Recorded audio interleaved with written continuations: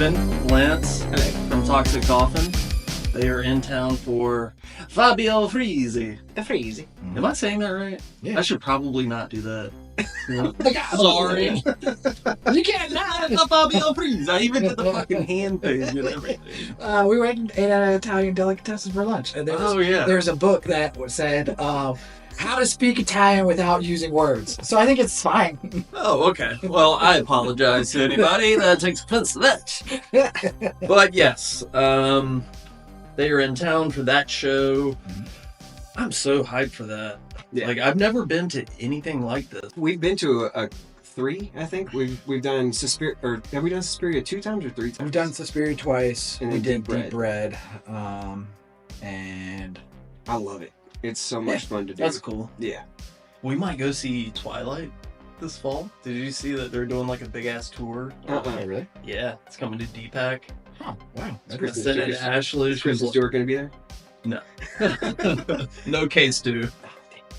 I mean, I just watched all the Twilight movies for the first time. Hey, this is a vampire movie, right? Mm-hmm. Sure. Kind of on brand. Yeah. I watched all the Twilight movies for the first time, like, I don't know, within this past year. And I was like, you know what? They're not that bad. I thought it was going to be total garbage. Sure. But they ride that line perfectly of, like, they're bad, but they're still entertaining enough to, like, get engaged with it. Yeah. So, I mean, me and my wife went and watched them all in theaters and stuff. Like, it was big. It was huge when we were in college. So, like, we saw all of them. I think the only thing that when they came out, for me, the more annoying thing was just the movie theater experience and like being the boyfriend that got dragged to that movie.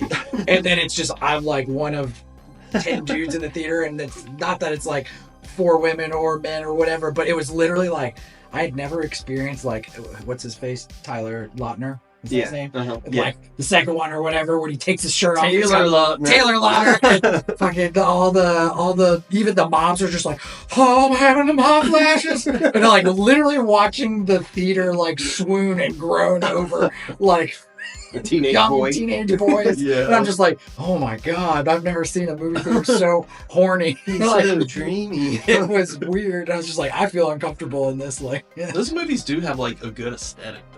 Like, they're nice and dreary, like, you know. Yeah, it is very. What do you call it? Green?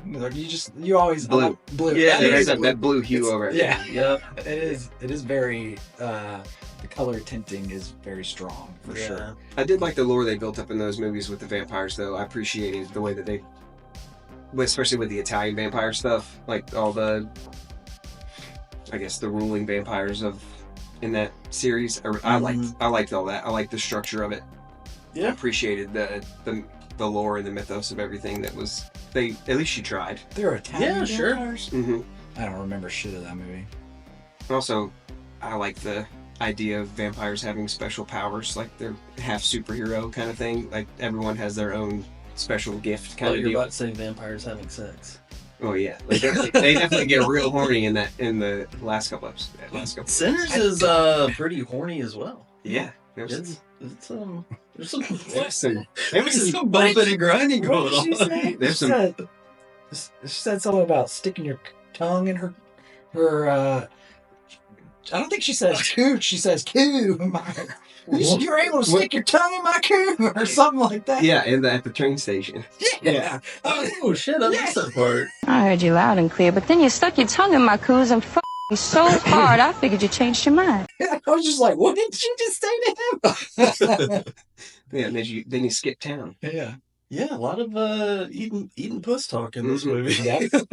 Yeah, It's good. I mean, you gotta learn those lessons somehow. Yeah, for sure. You hear that, viewer? Take it from Sinners. Gives you a good little bean talk. There was about Gotta- eating ice cream. gotta Yeah, look at me. literally, there was lessons. I know For what all you're you talking men about. out there. Hey, maybe that's Take it from why Michael B. He'll tell you I what's Or women, it doesn't matter. I subconsciously said, "Hey guys, let's go get some ice cream after dinner." It was just planted in my mind. You're just trying to practice. The funniest thing about that scene is, this is such a weird weird tangent, but when in the movie he's telling the young guy, like, he's trying to explain, like, this is how you eat box, and he's explaining it as, like, eating ice cream. All I could think of is my wife and I have been watching Love on the Spectrum, and there's an episode where the one girl is trying to teach another dude how to kiss while they eat cupcakes, and all I could think of in that scene was, like, this is just like Love on the Spectrum. Practically the same. And then I was just like, this is a horrible connection. Gotcha. All right, so I've seen a lot of people talk about Sinners. They're saying, like, it's either 10 out of 10 masterpiece. I saw a friend today whose opinion I highly respect. Shout out to Yaz. She gave it 3.5 out of 5 and said the vampire stuff felt shoehorned in. And I could read either of those reviews and be like, I see where you're coming from. If somebody told me this was a 10 out of 10 masterpiece, I'd be like, yeah, okay. I'm not going to push back against that. Yeah. But then again, if somebody said, like, that stuff felt kind of shoehorned, I'm like, you make a good case. Mm-hmm. So I'm somewhere in the middle. I really like this movie. I think I'm sitting at, like, 8.5 to a 9 out of 10. Yeah. Not flawless. Sure. But one of the best, I'd say, like, at least since The Substance, this is the best horror movie we've gotten. Yeah. And I was talking to somebody about it. I just even mentioned, like, to me, I know it's a horror movie. I know it's marketed as a horror movie, but to me, it really feels more than just a horror movie. Like, sure. I told Lance last night, I was like, this, it just feels like a movie. You know what I mean? I don't know. That's poor description. No, you know what I'm talking about? Like, yeah. I mean, like, it has the rewatchability. We talked about that. Like, I want to watch this again. I want to. I would, as I'm watching, I'm like, I can already see myself watching this a ton of times more. Just how enjoyable the overall experience is. Like, you're taking in, the world is built really well. All the characters are really well established. Like, you feel a part of it. Very similar to like a Tarantino type thing where you're you're invested with these characters. You feel a part of the world. So you want to go back to it. You want to feel that again. And I mean, it's one of those movies that you actually care about what's happening. Sure. And that hasn't happened very often in a lot of movies that I've watched. So it was really cool. Yeah, there is a lot of character development. You could say a little, come on, pick it up a little bit. Let's get to the vampire stuff a little faster, but I appreciate good character development. That's what everybody bitches about these days. So Yeah, well, like with Yaz's point about it, like the shoehorning, it as I'm watching it, even outside of that it has to be a vampire tie-in, but coming out of that movie, it felt like From Dusk Till Dawn to me because you had two movies happening. You had two brothers. Yeah, exactly. Yeah. You had the build-up of the party, of the, them dealing with their overall life in Mississippi. Could have been its own movie, and it could have just been the climax of the movie is the way it ended. Like you take the vampire part out of it, and it just ends with the Klan part at the end. Right, sure. That could have been the movie, and I would have felt fulfilled by that. But you have this really cool aspect that allows for the mystical and the magic part of the world to be explained, and like gives it its own stakes. So you have these two different movies that happen within each other. Sure. That, I don't know, makes it feel really full and interesting, and the way that they did it was fun. So yeah, I appreciated it from a From Dusk Till Dawn perspective, where you get all this world built, and then you get this fun extra aspect that makes for an even better climax to the movie. Yeah, that's really what it felt like to me. It just felt like a cool period piece. I guess you could call it a mob film if you want. That has the fun benefit of also having vampires. In it. I wouldn't go as far as, I mean, technically it's a vampire film, but like, to me, this isn't the same as like you're only watching this because it's a vampire film versus like, this is a badass movie that has vampires, To me, that's how it feels to me. Sort of like The Lost Boys. I would totally watch a movie with Corey Haim and Jason Patrick, like just them moving to California and be like a coming of age kind of movie. Sure. Like it has a great established world. And And it happens to be a vampire movie. Yeah. So same sort of thing. I think that's like the mark of any great horror movie is like the horror element is just added on top of a great movie. Mhm. Like The Thing. Right. Like, that's a great movie in itself, Sure. just the isolation of it. But yeah, these monsters and shit. I'm sure there's some other examples I can think of. But It really, I know I'm sure a lot of people are saying like this movie is definitely like, oh brother, where art thou, True Grit, and From Dusk Till Dawn. that's literally what I said. I see that. I've seen that written on many Yeah. like horror groups and whatever. Mhm. The one thing that I really liked, and I haven't really seen anybody talk to it, but I don't think it's like I think it reminds me of the. Did you ever watch Lovecraft Country? No, when it came real out? quick, Lance, grab that ping pong ball that Mary's playing. Mary. Yeah, it She's really like, "Hey, what the fuck?" kind of reminds me of the show Lovecraft Country. I haven't That watched it. Jim Crow era like Sure. type of story. I mean, I'll bet it's a different type of evil and supernatural, but we only had one season of that, and I missed that show. Like I would love that show. It was super awesome. So this kind of like scratched that itch again. I was like, oh, this feels like kind of like I'm back in that universe in a different way. And so yeah, I'm all for it. It was When I was watching it the first time, for some reason, True Grit popped in my head, and then Haley Steinfeld shows up, and I was like, holy shit, Maddie Ross, because I love the True Grit remake. I've watched that probably 10 times at this point. But yeah, Oh Brother, Where Art Thou? It's a very musical kind of movie. Yeah. A lot of good music throughout. It takes these. Well, let's go ahead and talk about this scene. The musical interlude, if you will. Sure. Upon rewatching it the second time, I went into it going, how am I going to feel about that scene again? Because the first time it took me out, and on rewatch, it really does stand out. Apart from the movie, it's not a bad scene Sure. in and of itself, but it felt like Ryan Coogler had this cool idea of like, oh, what if I show like, how blues music has resonated throughout time, and there was something about the dude with the electric guitar showing up, and I was like, sure. And the girls twerking, and the guys in the long white tees. It's like, I see what you're saying, but this feels out of place. Yeah, I mean, I could definitely see how you could feel that way. It didn't take me out as much as I think. And it might have been because you warned me about it a little bit. Because when it happened, I was like, oh, okay, this is what Phil's talking about. Yeah. So I kept waiting for it. Yeah. Yeah. So it didn't pull me out because I was more imagining the way that it was. I've at least heard it talked about. Where I was expecting it to go into some like musical. Like I start dancing. Some like Greatest Showman type thing started happening. Thank God I didn't do that. Geez. Oh, so I was prepared for the worst at that point. So sure. So it really didn't take me out as much, and I don't know. There was something. I don't know. I really felt the timelessness of it. Like in it, it made me.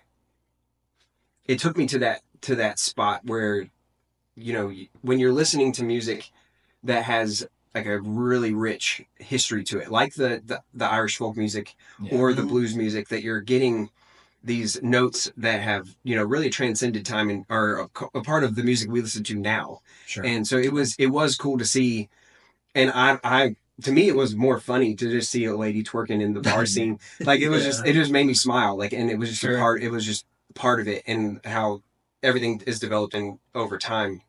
And I don't know, like when you're listening to music and you feel like the chill bumps go up you for a second, like when you hear something really good, like someone hit that note and makes your whole body tingle up. It just helped me imagine like, okay, so maybe that's like ancestors coming around you, like you're tingling, you're feeling like a spirit thing. Yeah. Like when you see a ghost, you're like, you feel like you're in a weird spot, but it's not like a dread. It's more like you feel good. So like you get these chill bumps around, and you're like, okay, so there's probably like a spirit around me enjoying this music apart, as like, it's resonating within you to bring that out of you. Sure. So that's the way, because it made me feel that way, because I was getting a little chill bumps during that scene. Sure. And so it just made me feel like it was adding to that mystical element and giving you a visual to what could be happening to us all the time when we're listening to music that way. Interesting thought. Yeah. Yeah. Yeah, I like that. I got some of that with like the Irish music. Yeah, like absolutely. They were, I forgot which song they were playing. Not the one where they're like stomping and stuff, but think like the second song they played. But the other part of, we were talking about this last night, when all the vampires are outside and they're doing that song where they're, they're dancing in a circle and they're going everything, and like the darker aspect of it, where that felt like a ritual. Sure. Like it was very ritualistic, the way they're stomping and chanting together and like the movement of everybody. And then you have and that same thing happens with in the juke joint when the girl is singing and she's having those same movements and she's stomping and she's bringing it out. It felt very like evangelical, like snake like on the floor, like preacher kind of thing. Yeah, cool. And so you have like this cool representation of that same rhythmic, letting your body move with what's going on, and then outside you have the vampires doing this very similar thing, but it's much darker and much, there's like a, I don't know, it felt like a dark ritual or something like that. Sure. That he's like bringing all these vampires into his consciousness and like they're melding with him and like he's the orchestrator of all this and like he's, I don't know, it just felt more significant than just them dancing. I mean, straight up, it was like fucking Fantasia with, doing the whole orchestrating and everything. It was cool. Yeah. I like it. Did you guys want more backstory on the head vampire guy? Because he quite literally just crashes into the movie, like plops down in a beautifully shot scene. I love that shot with the farmhouse. Reminds me of like where I grew up. I kind of liked that it was more open, because I think like the other thing that I was talking with Lance is like, yes, he was a vampire, and then in the movie, and spoilers and everything, but like, he does ask him like, you're the devil, like, at one point he like calls him out like, you are the devil, and it's like almost assuming that he's more than just a vampire or this evil or whatever.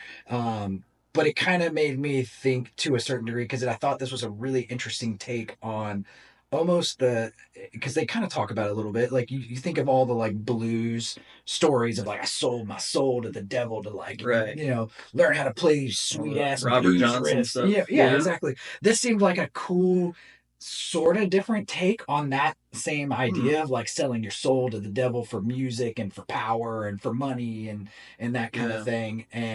But it did it in a different way where it wasn't at a crossroads per se, but I don't know, I just kind of liked that idea of like, oh, okay, this is that vampire is that same demon that we've been told in folklore and tales, except this is in vampire form, maybe. I don't know, that's kind of how I saw it. I like how it's kind of ambiguous. Like I would love to hear Ryan Coogler explain like all of this, maybe like a director commentary or something, like explain what this means. And because I mean, in a lot of vampire movies and vampire lore, you have like this coven, right? You have this group of vampires that are traveling together. They've been together forever, and either from a familiar standpoint, so like with Fright Night or anything like that, where you have Near Dark, Woods, you have this group that hang out together, and to see this one just plop into this scenario.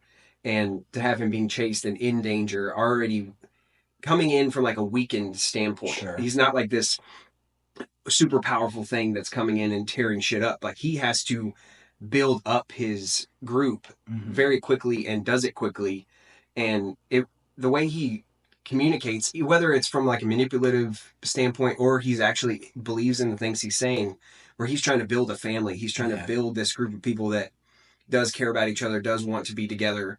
And whether that's him being selfish because he's been alone for so long and he wants that feeling and that's why he's so into Preacher Boy and what he can do, that kind of thing.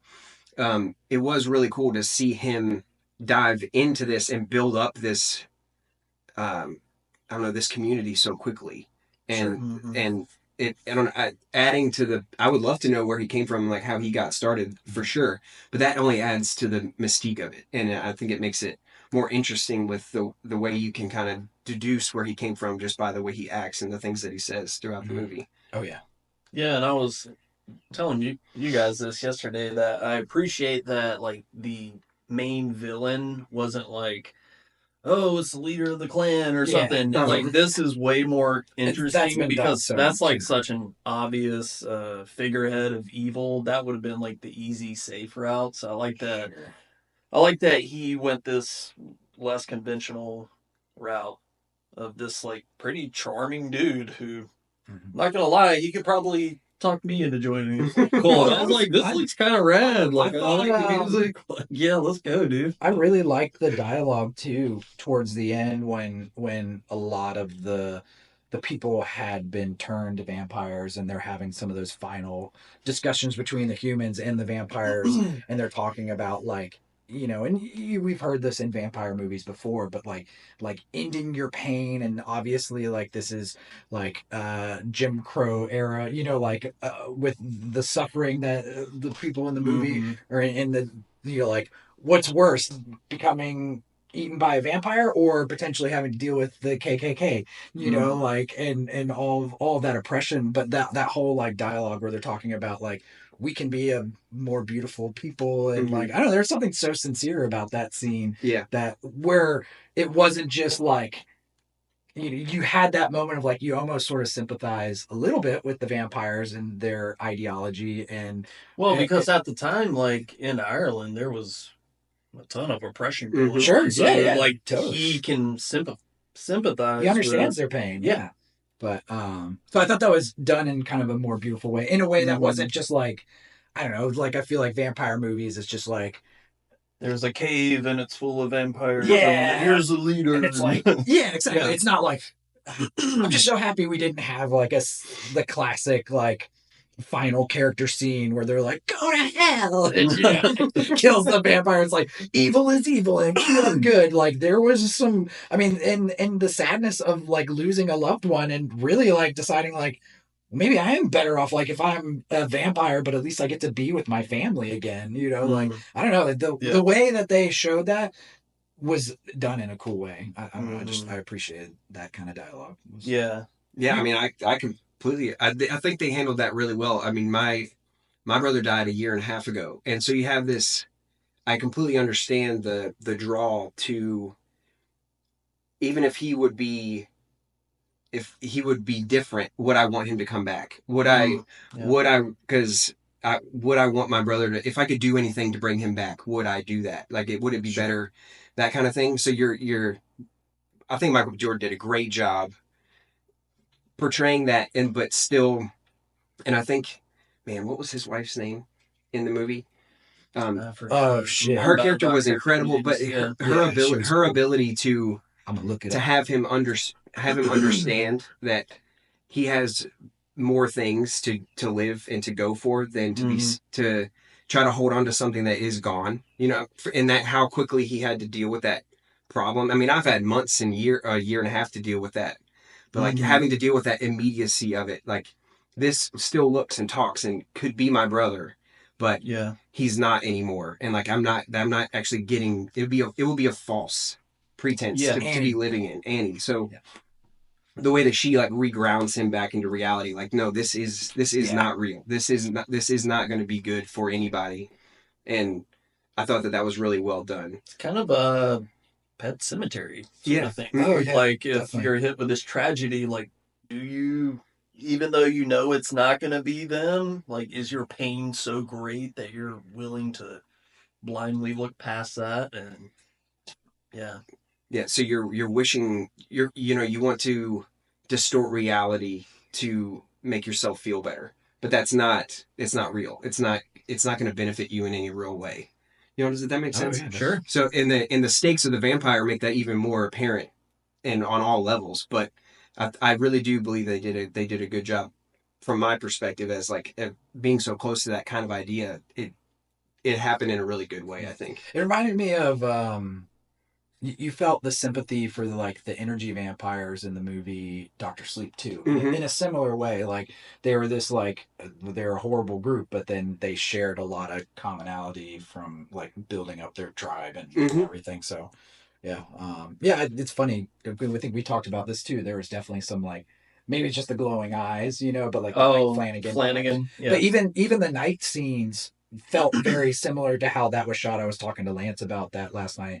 Like I loved how the cinematography, there's like, especially at night, like there's this like really interesting soft background to everything that just paints this like cool, I don't know, it reminds me of what I love about like old films, and so there's like a dream logic to it. There's like a something you feel like you could pass through at the end of the frame. You know, Sure. like it's a painted image. Like when you're looking, when he goes to take a piss and he's and all the fireflies are all around. Yeah. Like I how love that, dream yeah. like that felt, and the vampires are in the dream. They're on the other side of that veil in the darkness, kind of thing. Sure. It was really cool. The sound design of that scene. Yeah. was so Oh good. my Cool. god. Especially You hear like, whispering. Especially in Yeah. IMAX, I was like like, that was awesome.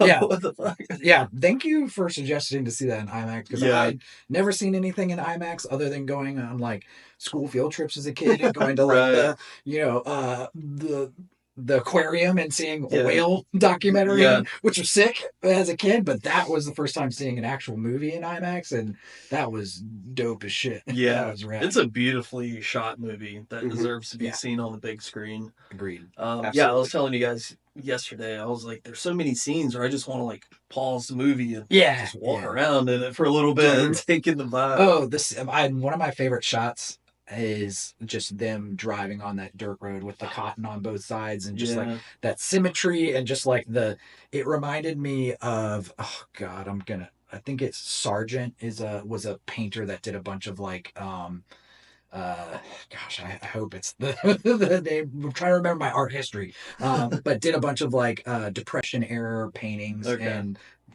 some of that landscape and the imagery reminded me of some of that Okay. era. See if I can Yeah. splice in some Yeah. images in the video here. Yeah, I gotta make sure that that's who it was.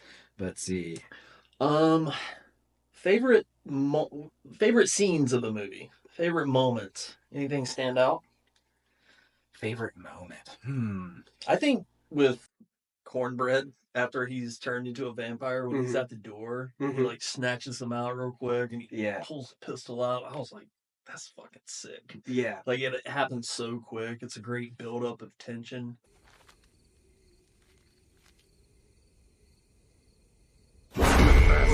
Maybe use like a little more vampire. Like maybe another scene or two of that. Sure.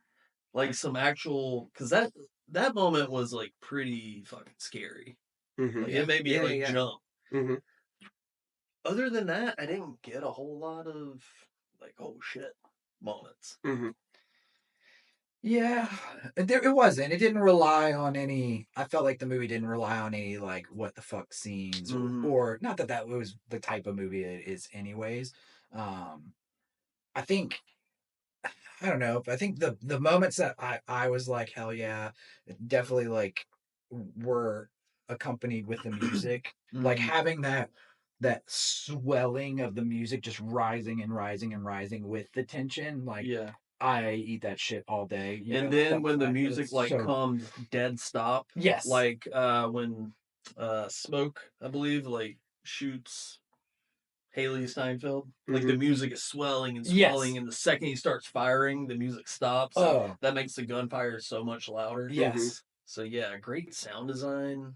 Yeah. It reminds me of like, I mean, and it's completely different music, but it's the same kind of like power that like 28 Days Later has, and you have that Godspeed score, and it's just like it's just building and building and building, and then you have that like stop or release or that pause where it just like all of that weight and tension just from the music alone just enhances what's happening in the visuals and everything. So I think the movie just kicked ass from that standpoint. But yeah, one of my favorite scenes was when Preacher Boy and I think it's Stack he's riding with in the car when they're driving back. Oh, and he hears him play for the first time, yeah, and like sure. Michael B. Jordan's reaction, and like that was great. like how much I don't know, just how much love he like was in that car, how much they loved each other, and how happy they were, and you could like they're in their own little world in this car, and like they don't have any problems. They're just he's just listening to his cousin play guitar, and he's feeling it, and like he's just proud of him. He's like, "This is amazing. I knew you could be good, and but I'm hearing you play, and you know everything feels so perfect. They're just together, and they're just doing their thing." I don't know why the world I'm good. Boy! 'Cause the woman that I'm loving, she sure don't feel my care. We gonna make some money. The other part that I really liked was when he hits him with the guitar at the end. Oh yeah. And it's sticking in his head. And I'd love to talk to either VFX or the director about it, but the way he cuts his face and the way it opens up the side of his mouth. Yeah, and the moon was positioned perfectly like behind his head. Yeah. I was like, wow. I was like, oh, And that's a fucking t-shirt right there. Yeah, and I'd love to see, like, were you inspired at all by like the Fright Night shark mouth, like, because the way it's split open and like his jagged teeth from the side and everything, because you wouldn't expect his mouth to look like that on the inside with how subtle the vampire teeth are in the movie. And then as he gets more and more damaged, as he gets more and more hurt, he starts to become more monstrous. Like, his fingers are elongating and he's starting to distort in that way. I'd love to know if like that was part, like his nod to Fright Night or something like that. I don't, who knows, but it just gave me that shark mouth vibe. And so I really loved seeing him. And that whole death scene was just off the charts. Like off the charts. vortex fire was so cool. Yeah, people only seem to mention CGI when it's like obviously bad, but nobody likes to give credit when it's done well. And that was awesome. That might be like the best burning, because flames are hard to replicate with VFX. And the way the ash and the embers were coming off with the vortex, I was like, this looks great.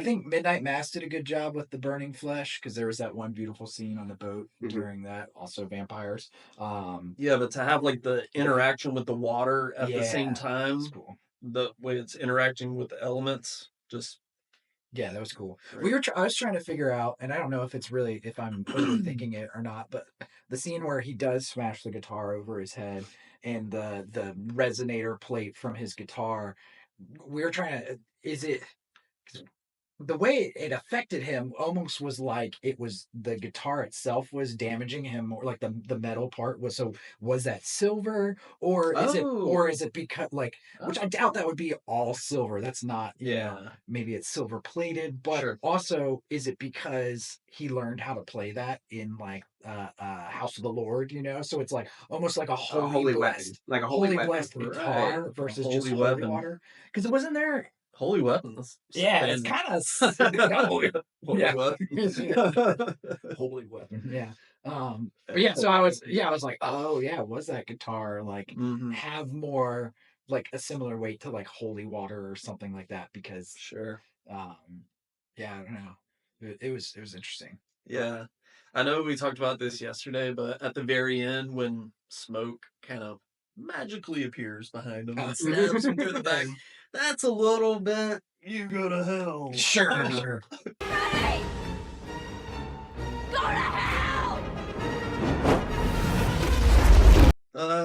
So a little bit, but you know what? Moments like that, when a movie is done so well, it's like, okay, well, whatever. Yeah. You want to talk about Preacher Boy falling? That was the one effect that we just praised the VFX. Now that one, something, it was like the way he landed, it's like he started to jump and it was just it's a really funny way. He felt like a sack of potatoes. Oh yeah, it just reminded me of the way like they would do an effects for like a Doritos commercial where it's like meant to look kind of bad on purpose. But it's like, but even that scene in general, I mean, I get it. Like you're all up in arms, like the shit's hit the fan and you're just trying to get out. But like, he knows he's on the second floor. Like, I just like how he just walks. He didn't even try to just jump down. Like, I think I would have like been like, okay, I'm up 2 stories. Like, let me see if I can stick. He just walks like he didn't know there was anything there. So I don't know. That scene, that was the one of the whole movie. Not even the girl twerking. That was the one scene that I was just like, wait, what? I want to watch that again in like slow mo and be like, okay, what is? I'm really hoping there's something different that I'm just like, I just wasn't paying attention, and maybe there is a detail that I missed. But that felt absurd. Yeah, it was very silly. Have you guys ever watched Corridor Crew on YouTube? It's like VFX artists react to good and bad VFX, and they like break down. They'll review scenes and break down exactly why it's off or why something's great. Sure. Great channel. I think anybody that loves movies should watch that channel. But yeah, I would love to see them. They're great at explaining why does this look weird. Sure, and they would say, okay, we'll see here, you pause here, and this is why. And the building itself looked like it was digitally put in there. Mhm. I would assume maybe some shots are actual, but like my guess is in that scene, it's probably a platform with a green screen and he's got some kind of cable and it's like he does have to come down kind of harsh, but it's controlled. So maybe it's just that the fact that he's tethered to something is always going to make it feel more unnatural than just somebody just straight falling to gravity. But Yeah. I don't know. There was just Yeah. something about it that was just like, huh? Yeah. And then he gets up and he just only has a little bit of a limp too. That was the other thing, as awkward as he fell. Mhm. So I don't know. That was the only. If I had to pick anything, that was the one scene that was just like, okay, come on. Another scene that what you were saying, Lance, when they're in the car and it starts playing the music.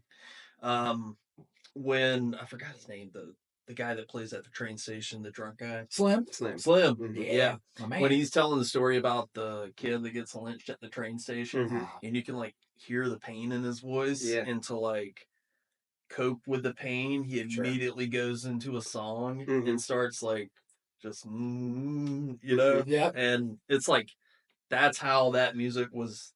That music came from pain like Yeah, that. it's a So blues. to see that Yeah. process was pretty powerful. Yeah, that was cool. Yeah, him like transmuting the pain through Yeah.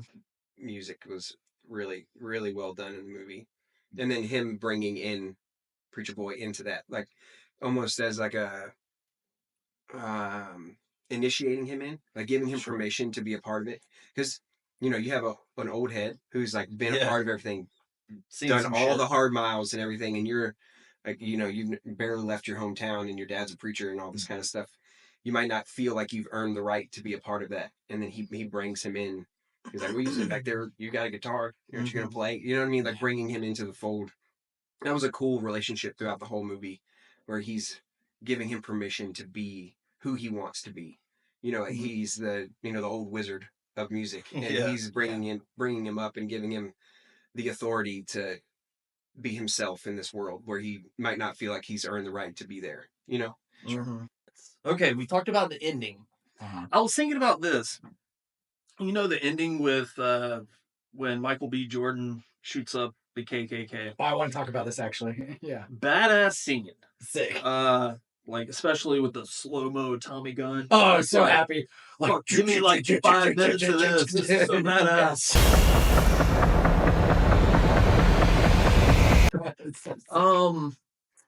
Was that ending earned though? Because we're only introduced to this guy briefly at the beginning of the movie. So I was thinking last night, like, should there have been a moment midway through the movie where they have some other sort of run in with this Altercation. guy? Because when they show up at the end, it's like, oh yeah, this guy. And it I kind of liked it in the sense of like they just went through so much battle and like truly hard fought like trauma that then of course the white dudes show up and they're like, "Ha, we got these guys, we're gonna you know," and he's just like, That's like what, no, 6 in the morning? let's fucking mow him down, and it's just like completely obliterates them. So it's like they didn't even their menace was such a minuscule moment. Like a fake tough guy kind of thing. Fake tough guy, which I think it completely, I mean, we don't have to get into all of it, but I think that like shows how cowardice like the KKK really is, and we don't need to make them feel like a big threat or anything. So I love how just like squashed them like a bug, like right away at the end of the movie. Like they didn't get to hold the menacing power, you know. I think I thought it was cool. One of when the vampire, after he, you know, mind melds with the two people from the house, like the husband and wife from the house, and they're part of the KKK, and that he gets to see the plan against him. He tells them about. He's like, he's coming back to ruin you. He's lied to you this whole time. I'm telling you the truth. I've done all this bad stuff to you, but this guy is really who you're fighting against. Yeah, totally. And so he through that at the end of it, you know, to me it felt like just as this is a suicide mission. I want to die. Yeah. I want them to kill me, but I want to kill as many of them as I can and screw up their plans no matter what. Yeah. Like, I'll take out as many as I can, but I don't care if I die during this because I want to go. Yeah, he I want to does. go back with Annie and my daughter. Like, I want to get out of here. If you notice, he does pull off the His- protection necklace. Yeah, his mojo. That was kind of like a moment of like, I'm ready to die. Exactly. I don't give a fuck. Yeah, he wants to get out of here. Is I've lost my brother, I've lost my wife and my daughter. I just want to get out of here, and I'm going to take out all these people. What life would he have after that? It's not like a black dude that just murders a bunch of white people in that area. It's not like he's gonna get away with that, you know.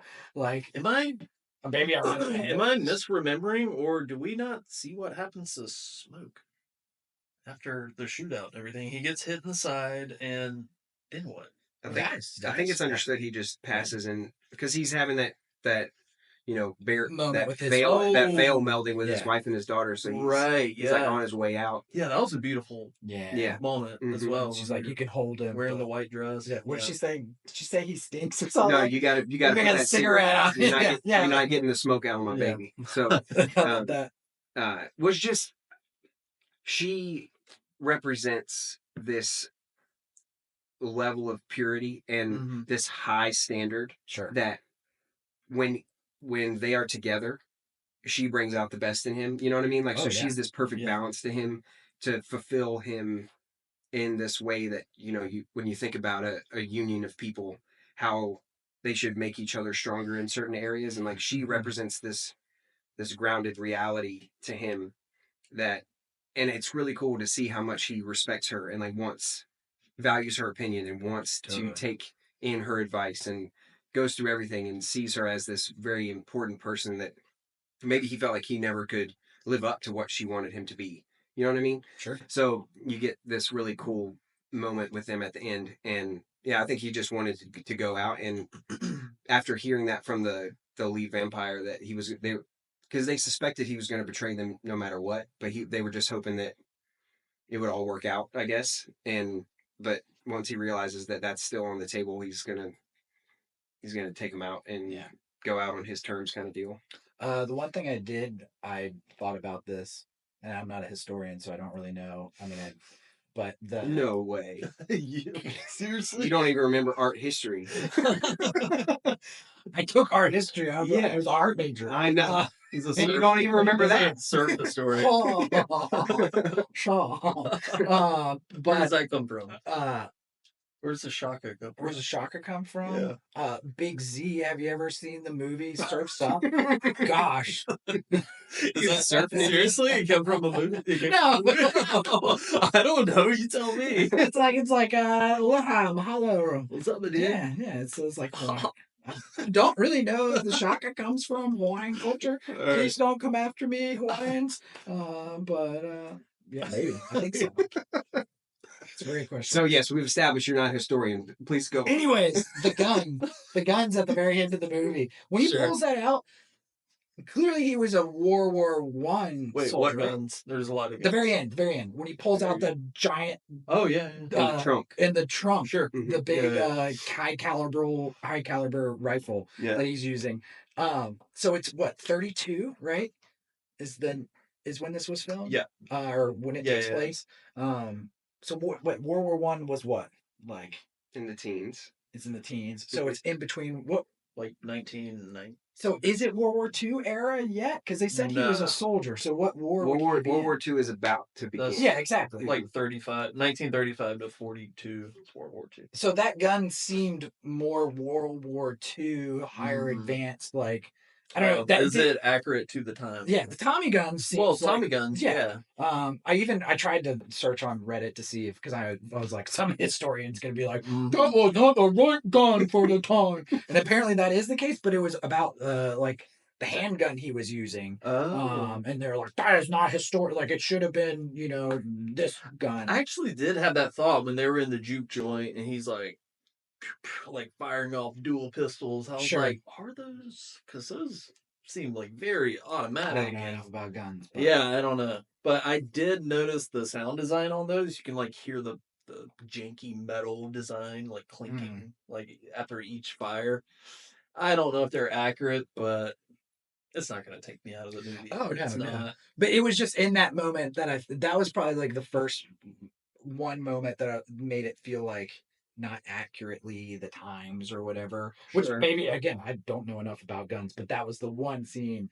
I think maybe I've just seen a lot of like war movies like Apocalypse Now and stuff like that, where I've seen what guns look like in that situation, where somebody's like hiding in the bushes, they got the big, whatever Yeah. that gun is, and it just didn't feel as old, but maybe it is. I don't know. If we're slightly picking nits here, his wife, she's obviously into like magic and dark arts and whatnot. Sure. And she just conveniently knows about vampires and knows like, oh, garlic, holy water, stick through the heart. It's like, and you know this how? Well, I think I like that actually, because It is a vampire movie. It I is. think it's written in every contract. You gotta have that scene. There's that character that's like, here's what you gotta do. Yeah. But I liked it. I liked it because I felt like the movie. I mean, a lot like one of the lessons in the movie was like the importance of tradition, like specifically for music, and so like how that gets passed along to every generation. We see that in the songs. I think we saw that in Preacher Boy's father and like lessons of like obviously he's a preacher, and Saul like, Williams, teaching, Yep. Wait, who? What? Saul Williams. He's an awesome musician. Sick. Put out an album with Trent Reznor. Oh, really? Like 2007. Damn. 8. Is he who did the music in the movie, or just he's just a musician? No, I think he's just got it. He was just an Yeah, actor. got to see him with Nine Inch Nails in 2007. It was awesome. That's tight. Yeah, really cool.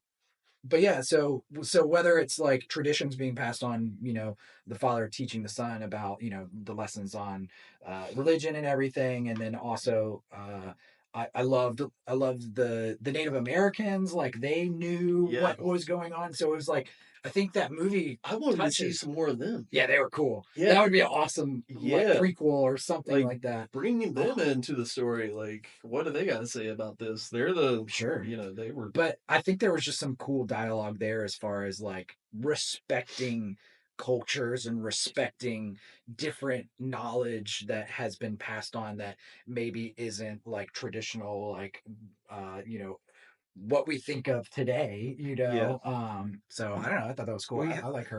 Yeah, we have the wisdom keepers in a lot of in culture. So you have people that hold that, and the further and further you get away from those realities, the more silly they look. Sure. So when you have Annie who's holding all this wisdom and all this old magic and all these things that have been passed down for generations.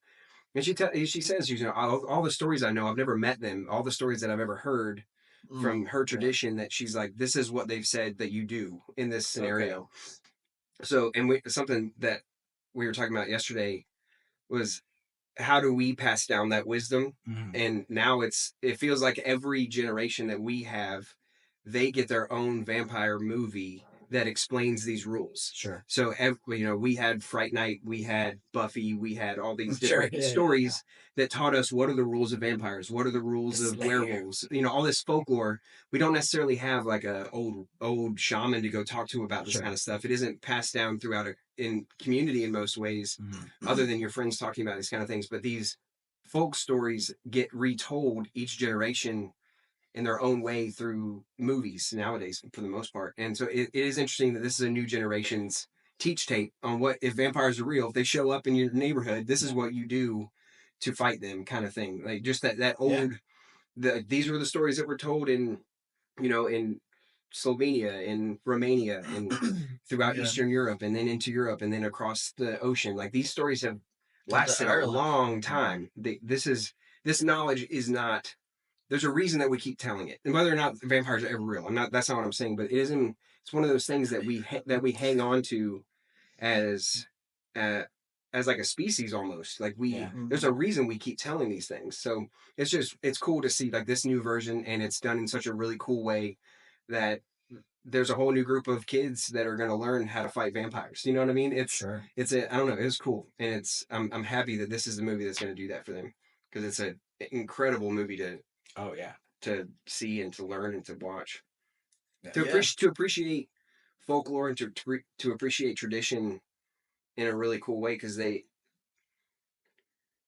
the old tradition is the hero of this story. Like the whoever holds that wisdom and can, you know, the whether it's playing music or doing medicine or providing mojo for protection, that kind of stuff, all that stuff is real and it matters, and when you know when you need it, it's there to help you, kind of deal. So Yeah. I thought, Also, like American history. hmm Just like a lot of people don't even really think about like just what times were like back then. yeah, Like those scenes when they're just waking up in the farmhouse to go work in the fields all day, barefoot, hmm picking cotton. Yeah. Like that's pretty powerful image to see. Like, hmm yeah, that happened. yeah, You know? yeah, and it's Just over this hill back here behind my apartment complex is the Mordecai house.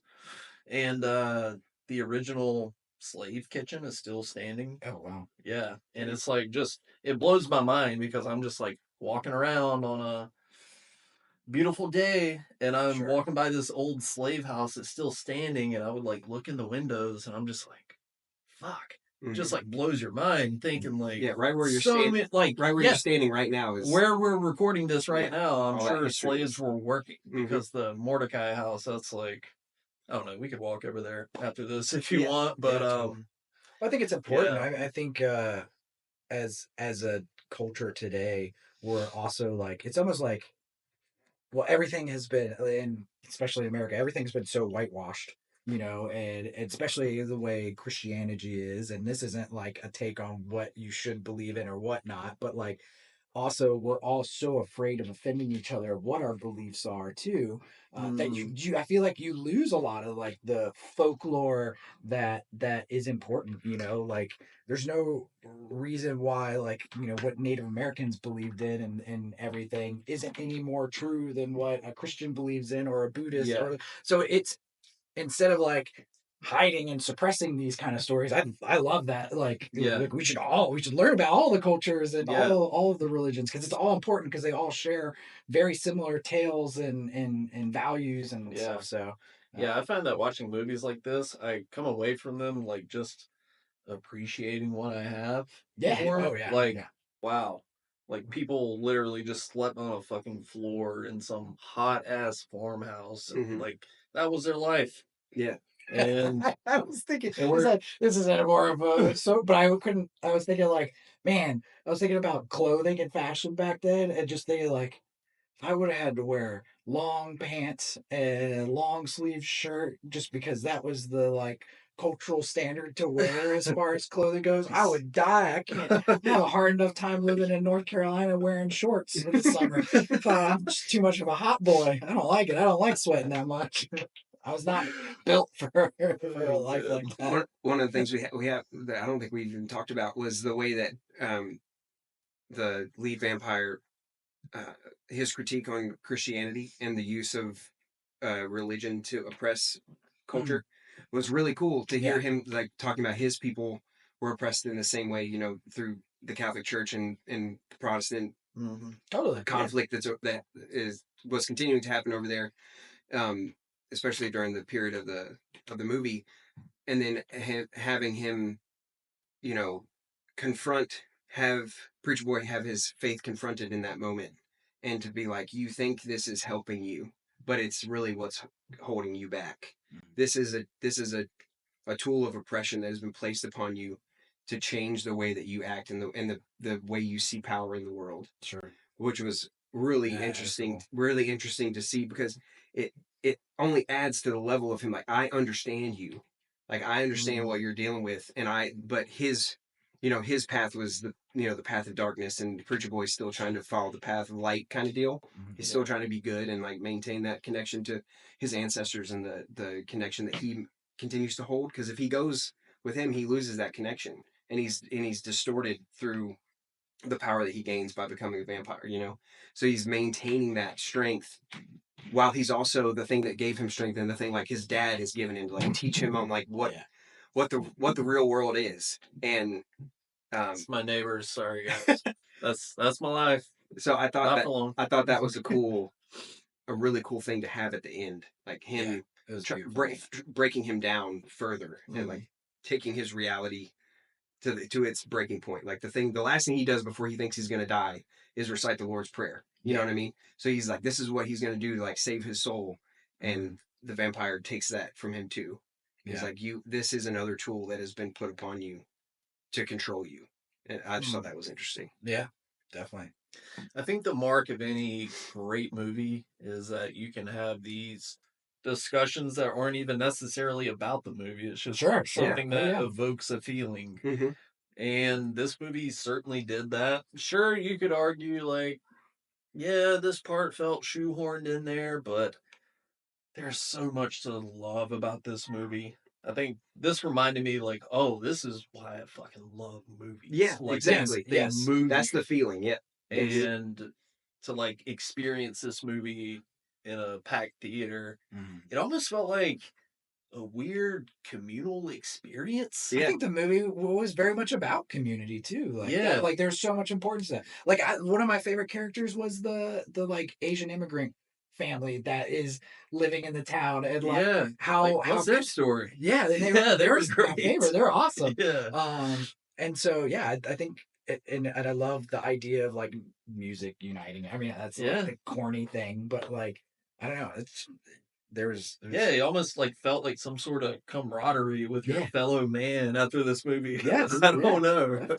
It was like something I couldn't quite put my finger on, but it was nice to. I mean, there was sadness obviously in the movie, but like there's been some really great horror films, and I feel like the tone has been more like leave the movie theater feeling all of the dread. And there was dread in this movie, but like I didn't leave that movie theater like oh, I'm sad now. Like I felt good. Like, you know, so but it was, Well, speaking of like the ending of the movie and leaving the theater, how do we feel about the post-credit scene set in 1992? Sure. With I believe that was Buddy Guy, legendary blues player. Oh, cool. I don't think he needed it. It was a nice little, basically a short movie. Yeah. Like a short film within a film. But the walking in with the flat top haircut with the Coogie sweater. That's I don't know. It's funny, and the same way I felt, and we kind of talked about this last night a little bit. It didn't bother me. I like the idea of it, and I don't know if it's because I'm too close to like I am a product of the '90s, so like in a lot of ways, even now with so much '90s fashion back in style, like there's some things I'm just like, really, like this is cool again. You know, it felt more like obnoxiously referential to the '90s, but also like I'm more closely tied to that, you know, as it's like that is my generation. Whereas like, you know, like I don't think anything of like if it's a movie about the '50s or the '60s, you know, like that retro era, like I'm just like, yeah, that's 100% authentic. Like it feels fine. It doesn't bother me. So I don't know if there's that, but also there's something about that end scene that kind of reminded me of the season 2 of Stranger Things, where they have the one where Eleven goes to Chicago, right? And she meets up with like there was almost that level of like Forgot about that. Yeah, which is to me is the one Yeah. only thing I don't like about Stranger Things was that one scene in that show. The There's a entire level series? of that like that I don't know. That episode was kind of a misfire in a slight way. That ending was it didn't have the value and the weight that the whole movie had. So then it did kind of feel like a little like, okay. Yeah, it just didn't add much to the story. I mean, I guess we learned that he made a deal like, hey, I won't kill you, but you can't kill Preacher Boy. Sure. That's kind of all. I almost would have rather had him have it. I liked him being in the blues bar and like having his own club, and he named it after Perline. Was it Perline? Is that the? Oh, I didn't catch that. Yeah, it had the sign. What was her name? Was it Perline? Miss Perline? I think it was Perline. It was something like it was definitely Pearl something. But it was named after her, which I thought was cool. And then like I almost would have rather him like at the very end, like, hey, you almost like you see Michael B. Jordan and the girl like walking out, like they watched him, and maybe they bought him a drink, and they're like, hey, this one's on the gentleman that just left, and maybe it's like a handwritten note on the napkin that's just like, just a nod to show that like, oh shit, they still are alive, but I don't know. I guess they just really. Or maybe he like set a trap or something and like lured them to the. I don't know. Just but more of that like in. Or that that might be a little hokey. But like I don't know, like at the end of Fright Night, there's like the scene where the Jeep drives away and Evil's on the back and you hear the laugh or whatever, and you're like, oh shit, like there's more to this, like it's not over. So I think maybe something that I don't know if I needed the like, Michael B. Jordan put his arm. There's like an awkwardness because that guy is.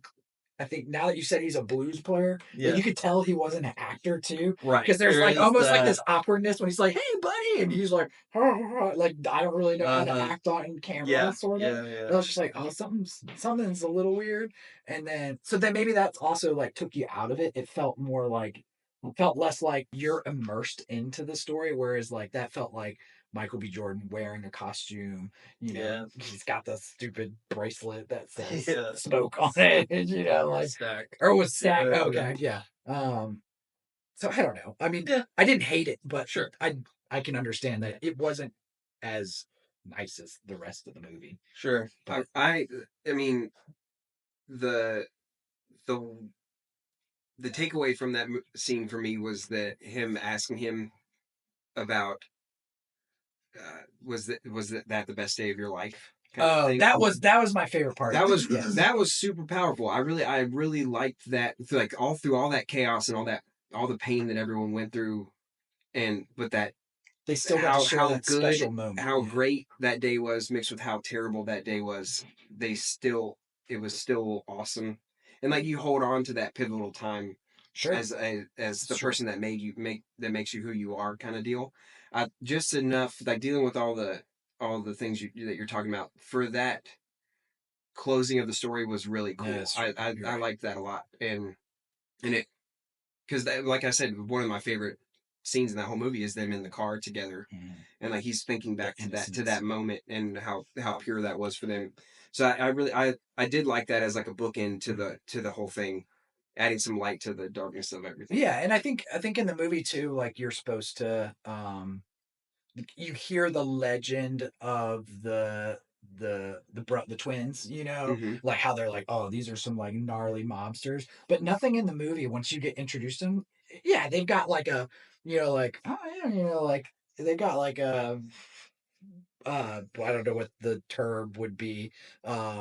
Brain's just not letting me say swagger. Yeah, they got like a swagger to them that you're like, oh yeah, they're crafty, like yeah.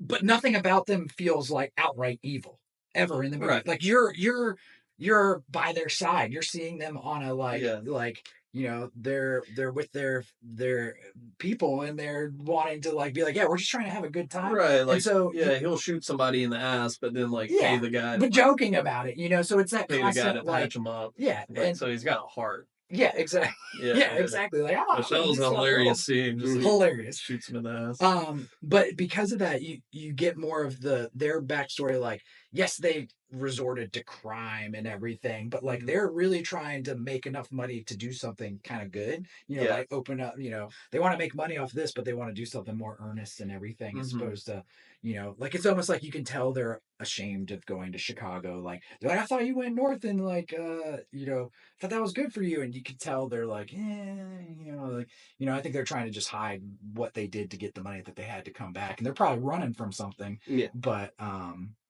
there was a sense of like, you could tell they were tired of that a little bit, maybe. I don't know. That's how I felt. So so I liked how in that ending, they're like, for just one moment, we all were just like together, and the music was beautiful, and everybody was dancing, and like again, that sounds super corny, but I don't know, it was cool. Yeah, for sure. But yeah, so maybe that end scene is all worth it just for that one line. So maybe they could have done it in a slightly different way, but I think the delivery, I think it was cool. Yeah, it was a good bookend to everything. I think so. Only thing I want to mention about just something that I noticed in the movie that I appreciated was the use of vultures and birds. Yeah, I meant to ask you about that. Yeah, you pointed that out yesterday. As they're a few obviously in the daylight shots, but there's a vulture or bird that follows them in as they're coming in. They're driving into town or driving into the building. What's it called? The sawmill place. Yes, when and they're going to meet with the guy. yeah. So there's a for the vulture that deal. follows them in, and then there's you're panning out from the farmhouse scene where the vampire attacks the couple. There's vultures flying in and landing on top of the house. So like using the vultures to represent death following people and that kind of thing was really cool. I always appreciate stuff like that. That's Yeah, some that was interesting symbology going on. some foreshadowing. Yeah, so that was the only thing that I'd add. Other than I love this movie and I'm gonna watch it again. Yeah, I'm excited. Oh, yeah. I think it's again, it's a horror movie, but I almost wouldn't even put it in my horror movie category to a slight degree. But I'm not bad at that at all either. Sure. Like my wife isn't that into horror movies, but I think she would love this movie. Yeah, I think anybody would appreciate this movie, horror fan or not. But it's awesome to see that it's like killing it at the box office. Original horror movie. Like everything. We had to look at like 3 theaters to find out where we didn't sit in the front row. I mean, this is like the second weekend it's out and sold out like everywhere, which is crazy. One cool thing about going to see the movie in the packed theater that we were in, we bought seats that were all separate from each other, so we weren't ideally supposed to sit next to each other. But Jesus, sorry. But just to speak to the community aspect of the group of people that you're seeing the movie with, the people that we were sitting next to, like opened their seat that was next to me, so that Steve could sit next to me. Oh, seriously? So they had bought an extra ticket, but then that person didn't come. So they're like, "Come on down." I was like, "Oh, yeah, sure." So me and Steve got to sit next to each other and watch together, which was just cool, and it felt like a really good, like a pre-pandemic movie-going experience that I have not felt in forever, and I missed it. And where I live, like at my movie theater, like I'm lucky if there's more than 10 people ever in a movie, just because I live in a very small town, and it was cool to be in a packed theater, and I miss especially like in scary moments, like I miss hearing like the crowd reaction to things. Yeah, like the people, like there's a scene where there's the snake on the truck and he stabs it,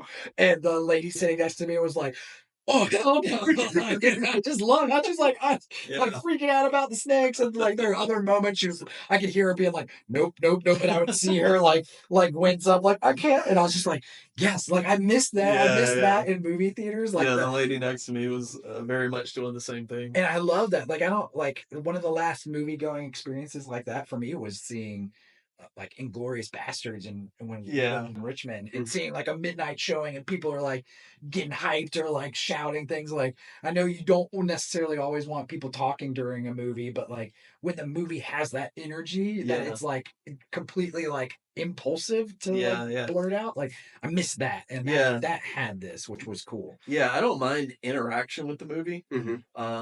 But obviously, like somebody just having a conversation, that's two totally different things. Sure. No, I found it hilarious. The lady next to me was just like, that's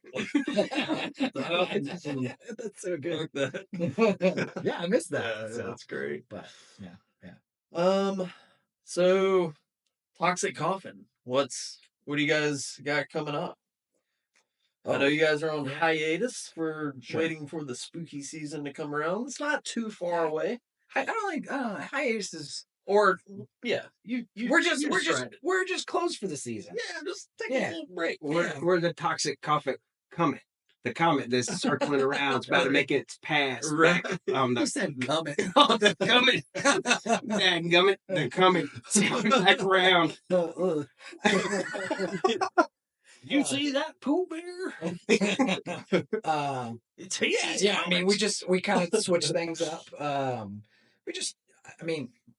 For Toxic Coffin, like we started it. It was a pandemic project, and it was just something for Lance and I to try and do. We've never, I've never owned an apparel brand before, so it was like, got some extra time, let's try it. And then it grew, and And then I think we just kind of like entered that zone of like, you see all the other online brands and it's like, okay, we got to do a drop every other week or at least once a month and like trying to keep up. And so I think we were, for the past 4 years, we are sort of just chasing that model, but then also, like there's so many times we go to shows and people are like, oh, this isn't like your job. We're like, I know, we just like, we've had our individual lives. Like he's got a busy, like little kids in his family. And like, I've been trying to grow my own, like I switched to being like just a freelance designer a few years ago. And so like building up my own personal clientele as a designer. And I think we just kind of realized like, we don't need to be like a year-round brand. Like let's just keep it fun still, and just like the state of the economy and everything, like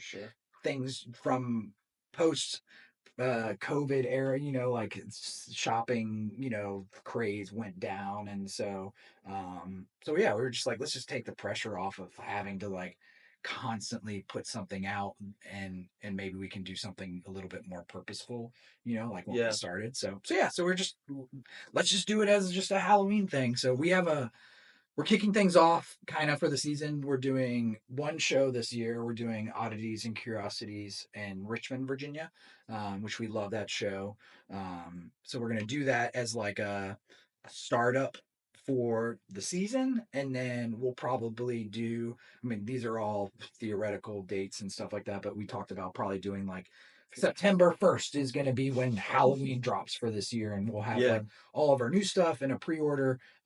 We talked about even potentially we're not wanting to do like reprints of our stuff because for the most part, like for the past 4 years, we've been almost reprinting everything, which is fine, but we kind of feel like it's, seen its course, so I'm sorry if there's a shirt that you want that might not ever be printed ever again. But we talked about maybe doing like a pre-order before, like in July, just like kind of get ready for the one show that we're doing, and sort of give like a last chance for maybe like 2 shirts for people to have again in their collection if they want it.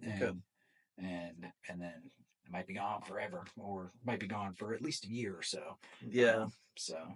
But we're excited. We want to do more than just some t-shirts too this year.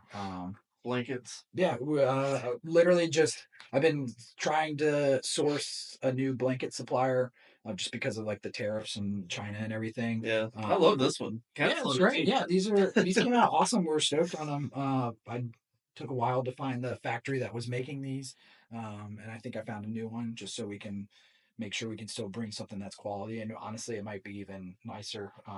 It seems like this company that we're looking at, they're like a mill out in like Western North Carolina. So it's kind of cool to have something that's like in-state made. And so so we probably want to bring back a blanket if we can. We talked about maybe doing like I really want to do a skateboard, just because that's like what I grew up doing, loving. Lance grew up skateboarding and stuff too. So I had a dumb idea as I was drifting off to sleep last night. Tell me what you think. Okay. Replicate like Happy Meal boxes, like Happy Meal toys, but like catered to different movies. And like you like custom made boxes, and you open it up, t-shirt, honestly, couple toys, some trinkets. That really is the dream. Like a little. Yeah, I mean, it's great. Yeah, if we could do that, we would love to do that. I mean, forever we've talked about wanting to do coffin-shaped shipping boxes. I looked into that. But that's very expensive. It was stupid expensive. But yeah, I mean, like, if we had infinite money, that's exactly what we love to do. I mean, that level of surprise and, Catering. Childlike enjoyment of your stuff, like that's exactly what we want to do. And so, if we can make it happen, that's exactly how we want you to feel when you're opening your package from us. Sure. Yeah, like you're getting it's like a kid in a Happy Meal, Yeah. And like, I mean, I've told you guys this all the time, but I would say like at least half the time I'm wearing a Toxic Coffin shirt just because they're so well made, like comfortable as shit. The designs are killer. So, and you guys just happen to be my friends, so it's like just a added bonus. But I love all your stuff. But yeah, if you haven't checked out Toxic Coffin, do so. Add them on Instagram, toxiccoffin.com. Yeah. The site's closed down right now, but if you want to see, if you've never checked us out before, you can go through our Instagram, see all what we have, and then when we reopen in September, you'll be able to grab stuff from us again. And Yeah, you can go to the website too and sign up for our newsletter. So that way you're clued into everything. But Instagram is definitely where we're most active as far as like how we promote. Not for any reason or other, it's just the easiest for us, and we're also just bad at keeping up with all of the channels. So but yeah, so give us a look. All right. Well, on that note, let's go watch some Hurricanes hockey and go watch Fabio Freeze tonight. Go Canes. We got a killer evening lineup. Yeah, we do. Oh, That's gonna be so fun. So go Canes! Go Go Canes! big! Yeah. All right. Thanks for watching. Catch you Thanks, next guys. time. Mahala. Mahala, dude.